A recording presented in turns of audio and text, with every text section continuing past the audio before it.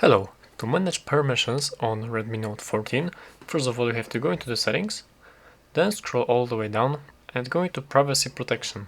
And here, as you can see, is the button for all the permissions, and here are all of the permissions which you can manage. So basically, let's say that you want to turn off the camera permissions, so you go into this camera permission right here, and here we have applications which are allowed to use this the camera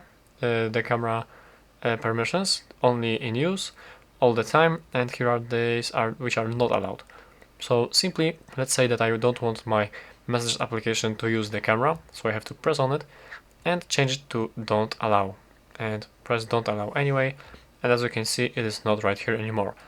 And now I want to, for example, I don't know, set the camera permissions for maps for all the time, so we have to set this allow only while using the app. And yeah, basically let's go back, and now it is enabled. Can we actually, no, we cannot. Yeah, so basically, yeah, allowed only while in use. So that's how to manage the permissions of your on your Redmi Note 14. Simple as that. Thank you for watching.